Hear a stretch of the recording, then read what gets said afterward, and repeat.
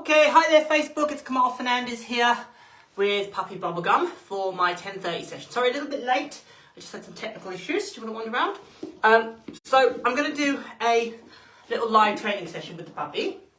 It's already clocked that I've got food in my hands. I'm going to just make sure that I'm coming out live. Let's just check that on my laptop. Good boy. And talk you through what my little session's going to look like. So excellent. So I'm coming out live. A couple of people join. I'll just take my shoes off actually. Just put them over there. Oh, 1, 2. So whilst a couple of people are joining me, getting myself organised, I'm going to do my first little session with the puppy, Bubblegum, formerly Bubblegum in the litter. He does have a new name, which I'm going to introduce to him today, which has been decided on by his prospective owner. I'm just going to swipe those. So the intention is just to start the beginning of forming a relationship with a puppy that you've got. So for me, the first thing is obviously about bonding with them and relationship building. And that is really down to their routine, getting that routine in place when you get your puppy home, thinking about, where you're going to crate them, how you're going to start that process, which I will do once, obviously, as explained, once his little mates have all gone. Being born in my house, the setup is slightly different. So I have an X-Pen set up where they were obviously initially, well, it was a whelping box and then switched to an X-Pen. So he's used to that, and he's obviously in my living room, which is quite an active space where there's leaves often there.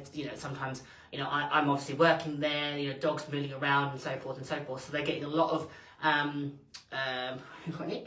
interaction and activity, which is really, really important for puppies. So when you're going to look at a puppy, consider the environment that they're brought up in. I've had puppies that have been brought out outside, and they've had super temperaments, and obviously they had really good genetics and sound genetics. The parents had really good temperaments. So that's another thing to consider if you're going to look at the environment the puppy's brought up in. That can all be factors. Now, when I raise my puppies, he's getting a bit bored, I like to interact with them a lot. As you can see, I tend to do little sessions with them really from about 4 weeks onwards, where I individually interact with them. So even if it's just holding them and cutting their nails, etc., I get them used to that sort of stuff. So he's had a lot of interaction with, obviously, me and with humans.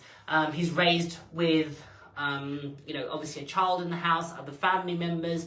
They've been on lots of different adventures to different locations, which for me is really, really important to create a well-rounded puppy now, or well-rounded, perfect puppy. Now, not everybody has that advantage. I've had dogs that I've got from rescues, rehomes, I don't know their past, etc. So it is worth investing the time to start that process. So it's really important that you spend the time building confidence in your puppy by introducing them to new things gradually and systematically. Obviously, with this particular puppy, I have an advantage that I know what's happened to him largely.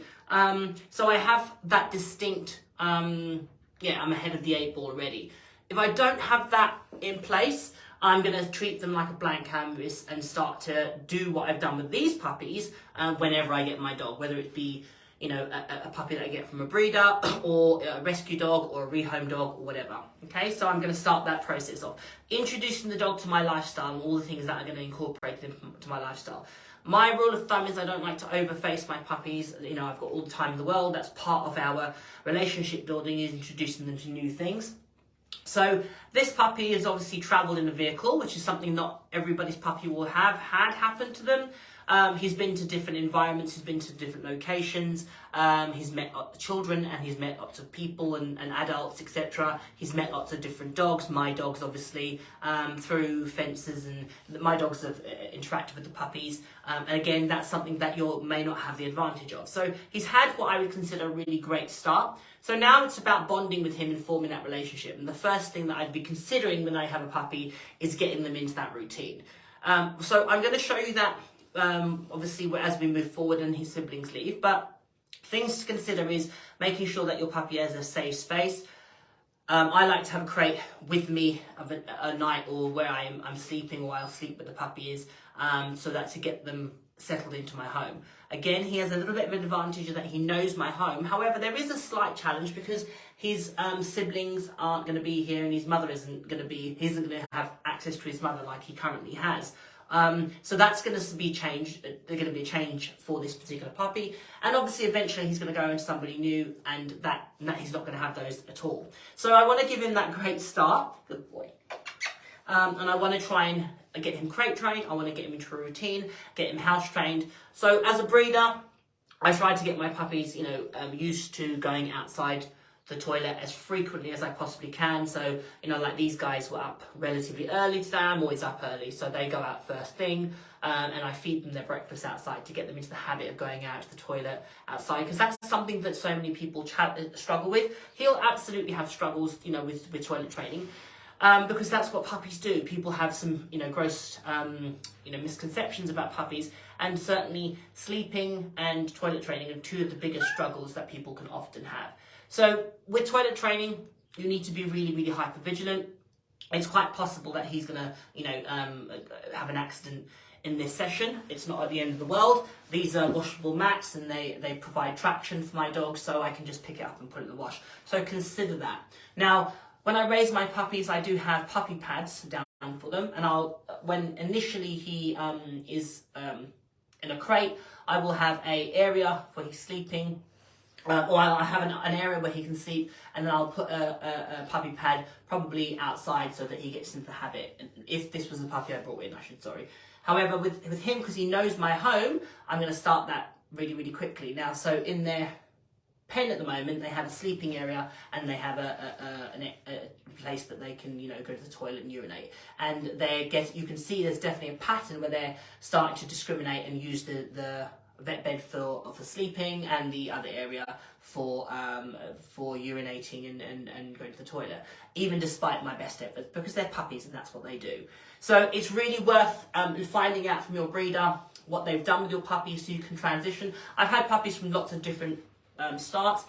Some puppies have been harder to toilet train. Often it's because it could be how they've been raised, and it just takes a little bit longer. So be patient with your puppy and just embrace the fact that it's part of the process. So that's a massive, massive struggle that so many people face. Second thing that people struggle with is definitely getting a puppy sleeping through the night. So it's very rare for puppies to sleep throughout the night. They normally get up to want to go to the toilet. And again, I'm going to show you what I do with this particular puppy when that starts to happen over the next couple of weeks.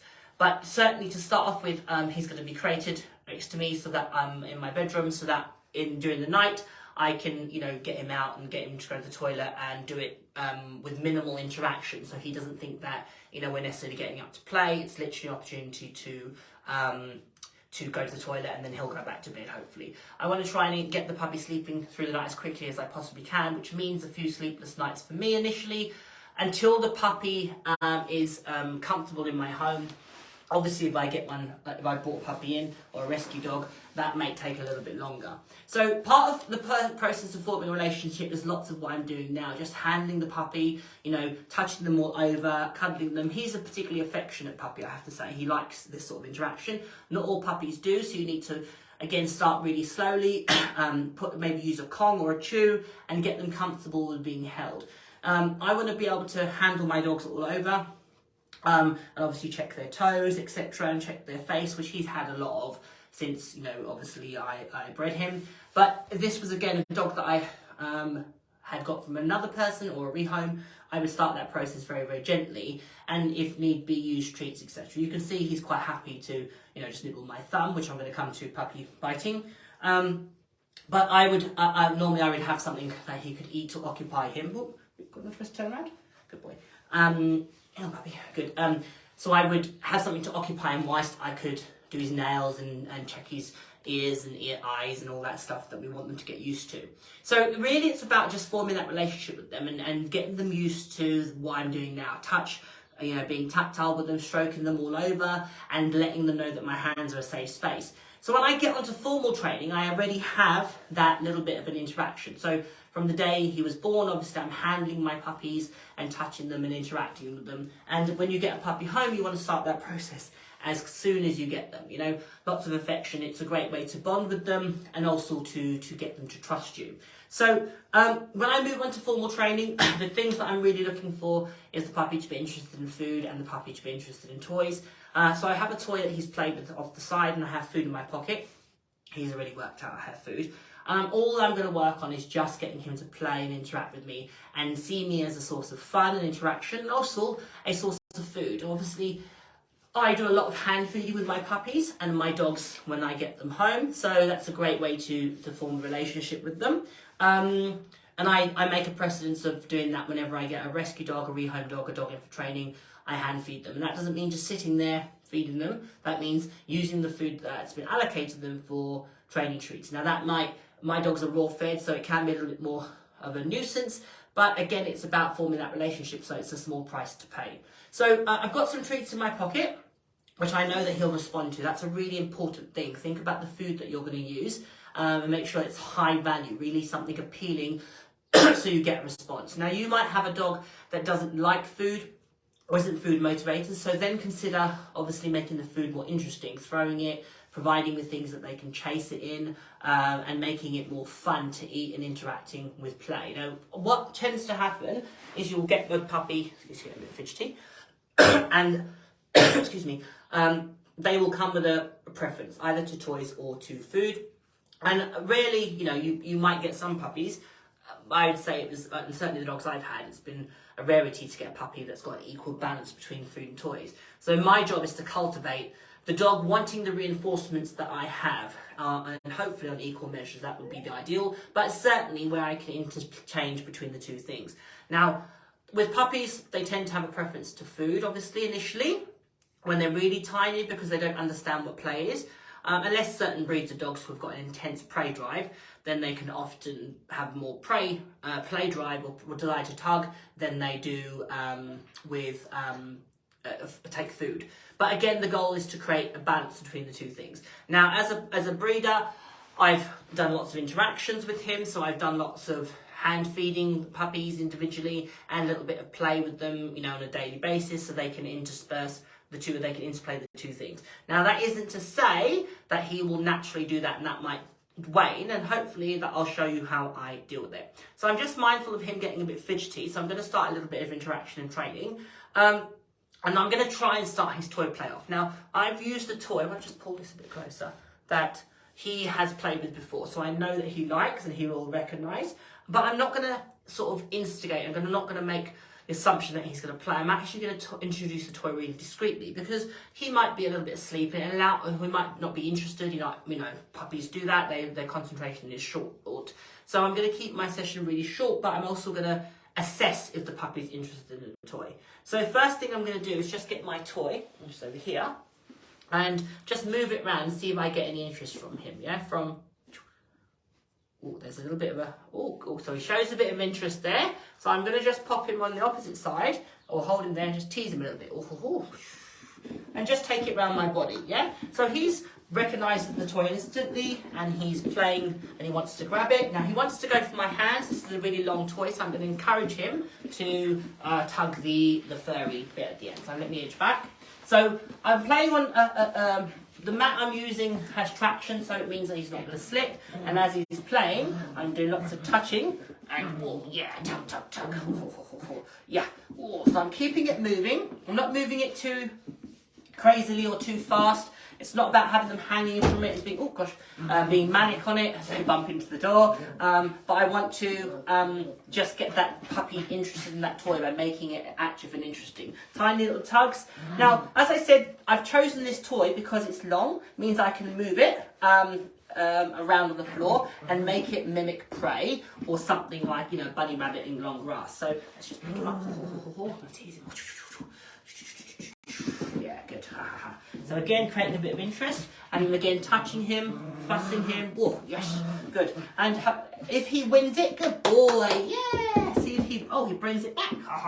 And that's really unusual. A lot of puppies don't. They'll bog off with it, which means having a longer toy is I've got some semblance of control. So I'm playing with him in my hallway, and I've closed the doors behind me, and I'm limiting his options, so he can't go. Yeah, Oh, you missed it. So he let go of the toy, activate the toy again.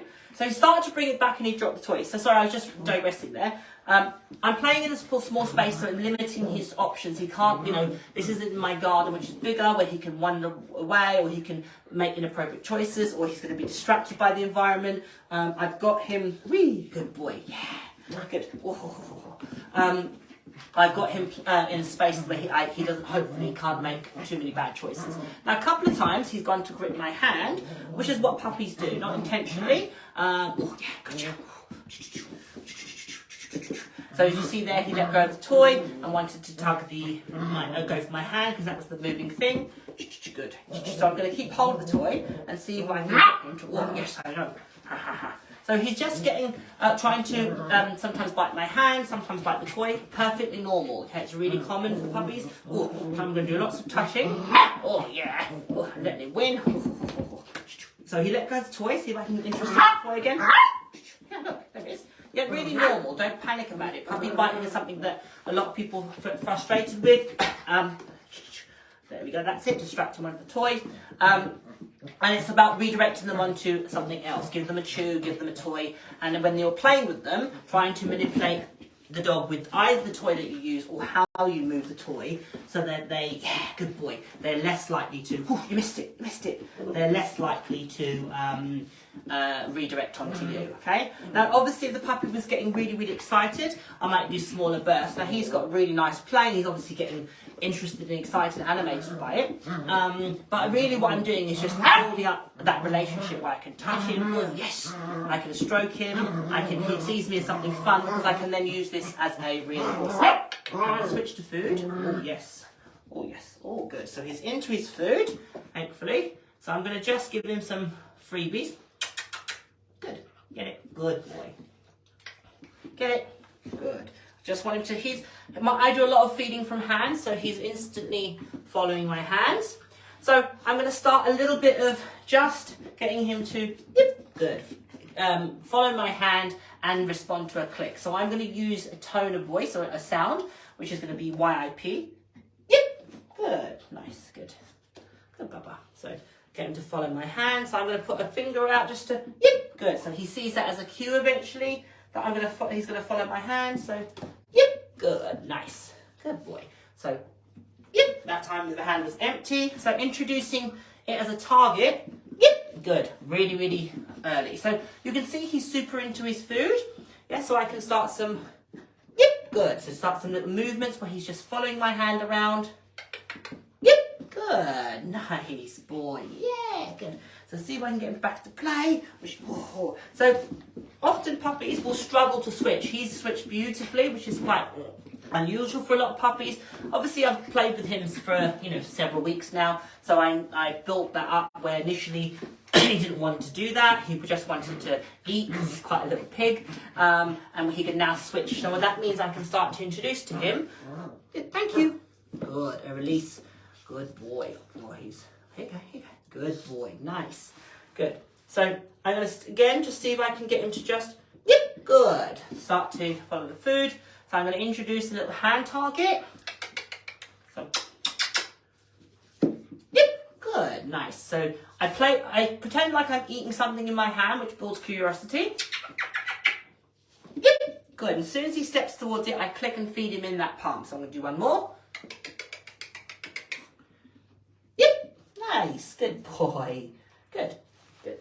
And get the tugger, get the toy. Yeah. Now,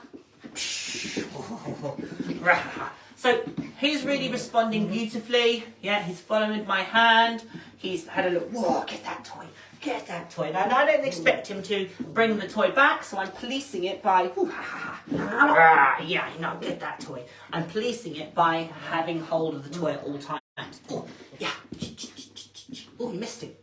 Whoa. So there I stop playing. Yeah, that's it. Get the toy. Yeah, that's the one. So obviously his targeting needs to be worked on. He tried to grab my hand. Normal for puppies. I just stop. He's got obviously sharp teeth, but I stop. Oh, yeah. And I wait for him to bite the toy again. Good. And I'm going to introduce a release again. Thank you. Tit goes in his nose. Good. The treat goes in his nose. Good. So I say the cue. And because I know he'll switch to food, I'm going to introduce that really, really early because he looks like he's going to have really nice play. So I'm going to do a little bit of just following my hand again. Good, so, good, get it, good, good boy. Let's do one more. And then, yep, good, nice, little bit of prancing there. Ooh, let's see if we can do another little, this one. Yep, good, nice. So followed my hand and did a little anti-clockwise twist there. Yep, good, nice. And so I haven't actually introduced the marker word, good, formally. I've just gone and jumped straight in and used it. Can you offer anything else? Yeah, Pop. Let's see if he offers an S. Yep, good. He offered a sit there, so reward him for that. Good. Yep, good. Nice. Offered a sit again. Ooh. There we go. He's struggling to find the food in my hand, which is really normal for puppies. And in the past, when I fed him, I've used his roll, which tends to sit more on my fingertips. That's what he's sort of aiming for. So one more little play bit, and then we're going to stop. Yeah, good. Yes, a little bit of play. Good stroking here, making sure he's comfortable with my touch. Oh, good boy. Oh, yeah. Oh, yeah. Good boy. Good boy. Good boy, you got it. That'll do. Good boy. And then I'm going to finish with my that'll do cue. Okay? So just teaching the puppy that I'm fun, starting a bit of interaction with toys. Pick him up. Starting interaction with toys. Introducing some following with the hand. Starting a little bit of luring him, just with an empty hand as well, a bit of targeting, teaching him a release of the toy, all at, what are they now, 7 weeks, not less than 7 weeks. So starting to sow those seeds. Now, obviously at this stage, he doesn't even know what he's learning. It's all about just starting that little bit of relationship building and making myself really important to him and fun. So I'm going to let him pop down for a bit. Do you want to go off? Okay, good boy. Good boy. So just starting that bonding process with the puppy and teaching him to want to learn. So at this stage, that's what the sort of sessions I'll be doing. I would introduce, obviously, he's got his toy, a bit of shaping with him, which I didn't want to do in this session. I'm going to do later on in the week, where I just start to introduce him to offering behaviour and shaping. And the first thing I'm going to shape is for him to get on an object. And then starting to teach him his name. Now, his name is, I'm going to spell it and not say it, is Badger. So it's the white-faced animal, or white and black-faced animal, which is why he's been named that, because of his face. So I'm going to start to introduce his name to him in a more formal setting once he's got the concept of responding to food and moving backwards and chasing me, etc. I can then put his name and use that to teach the beginnings of a recall. So at this stage, first little training session I've done sort of with him actually. I think I've just done play. I'm just trying to think back what I've done with them. I've done interaction and play, but not actually gone about teaching them something. Just really getting them to eat food from my hand and playing with them and starting to sow that seeds. I'll do that with all the puppies individually. But the first little bit of learning that you guys have seen. So just sowing those seeds with puppies. So I'm going to just see if there's any questions on... So Joe asked, do you set alarm during the night to take them out or wait for the cry? They can go down and take them out. So I live in a bungalow, so I don't have to. Wouldn't set an alarm. I would have them in my room with me. So I've done it in several ways to get a puppy sleeping in the night. I have had them sleep in my bed. I know, very unorthodox. I've had them in a crate. Normally my preference is to have them in a crate next to me. I've slept on next to where they are in the living room. I've had lots of different ways of doing raising my puppies. But for me, I think if I have a puppy and I bring it into my home, that's a lot of stress. It's away from its siblings, it's away from its mum. So I want them first and foremost to be comfortable and happy in my home environment. So that first initial sleeping entity is really, really, really important for me, of getting them happy. And obviously it helps, once I've got my sleep back, and then I'm going to be a better person for it. So I would have them in a place where it was convenient. If you can have them upstairs, have them upstairs. I would always wait for them to make a noise. And as soon as they make a noise, I'm normally up, pick the puppy up, take it outside for a wee. And when I do that, I would suggest either having an X-Pen or an Aerius corralled off so you don't have to chase the puppy around. pop the puppy in the X pen. Obviously, that's also somewhere where they can, during the day that you've let them, relieve themselves, so they're familiar with that area. Either section the area in your garden off, or put an X pen, or put it on a lead and a harness. When you do that, I haven't introduced them to a collar, which I will do obviously as well this week. And I'll show you how I do that. But if I had the puppy in a collar, I might pop them on a collar and pop them down. But my preference is to have them in a sectioned off area, because if I pop them on a lead and they learn to pull, etc., I don't want to start that precedence off. So pop my puppy makes a noise. Minimal interaction. I scoop them up out of the crate, so I don't let them to come out. I just literally put my hand in, scoop the puppy up. Minimal interaction, if no verbal communication. Take the puppy out. I would have probably introduced a word to them like go wee-wees or hurry up or toilet. Pop the puppy down, wait for it to relieve itself. Good puppy, pick the puppy up, put them back in its crate. And then I might sit, but I might just, depending on where they are, I might just tickle my fingers through the crate bars to get them comfortable with it. Now, when I get a puppy, I always think about what the time of day I get the puppy. So I might pick them up ideally as early as I can, so I can have them throughout the whole day, so I can get them into my routine as quickly as I possibly can, and I can, wear them out a little bit so they're prepared for, that evening, because that first night is always going to be the most challenging. So I'd pick them up as early as I can, depending on where they are, and I would obviously introduce them to my home, not necessarily my other dogs, depending on the situation. Get the puppy home, get it to relieve itself in a location, and make a note. And I might even not clean up after them if they've gone to a toilet. I might not pick it up and just section that area off, so the puppy goes out the next time and it's familiar to them. So I have an astroturfed area, and obviously these guys have been up there lots, and I have a concreted area which they've been on as well, so they're happy to urinate and defecate in either area. Some puppies aren't familiar with that. They have also been to grass locations. Because of the setup of my home, I'm mindful that not everybody has that, and I don't want my puppies to be conditioned to only go to the toilet on concrete or astroturf, and when they get to grass they don't understand it. So they have been introduced to grass for that express purpose. So when I get up in the night, I know that the puppy's going to relieve themselves, so I pop them out in the garden, minimal action, put them back, soothe them, let them go back to sleep. And realistically, most puppies are going to get up early-ish. Most of my puppies have been up about sort of 6, 7 o'clock, 5 o'clock, something like that initially. And that gradually, as they get more into their routine, and and you get into their routine and you understand them, you can elongate that time a little bit more. So first and foremost, it's about getting them comfortable, get them into a routine of sleeping. Puppies sleep throughout the day constantly, so these guys normally get up relatively early. I let them out, feed them, etc. They can play and they can romp around whilst I'm sorting out and doing my morning routine, sorting my other dogs out, sorting Neve. Obviously, I've sectioned off areas where they can be and I know they're safe. They're out there, then they naturally start to wind down after sort of a little bit of time out. Normally, it's they've probably been awake for about 2 hours, and they're just playing and investigating, and then they naturally start to get a bit tired, and then I put them away. So that then normally times with me going to take Neve to school. So then when I come back, then normally I can go off, and I've got a block of time where I can do some errands and do some work, and then I know sort of about a couple of hours later, I would say 10:30, 11, they're normally going to be up again, and then I repeat that process throughout the day. 2 hours up, back to sleep for 2 or 3 hours, and so forth and so forth.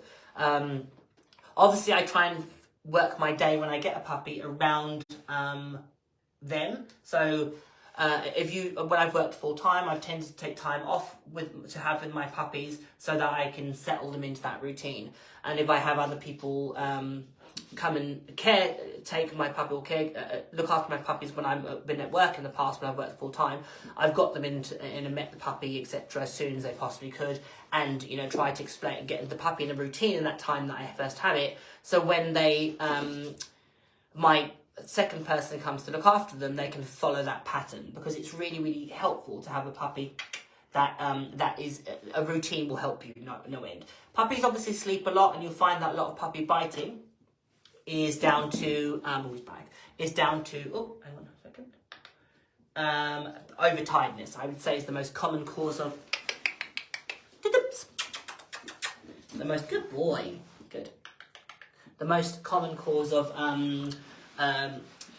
puppy biting is overtiredness. So make sure that your puppy is getting a lot of sleep, good boy, and start to get in that routine. So the first thing is establishing routine.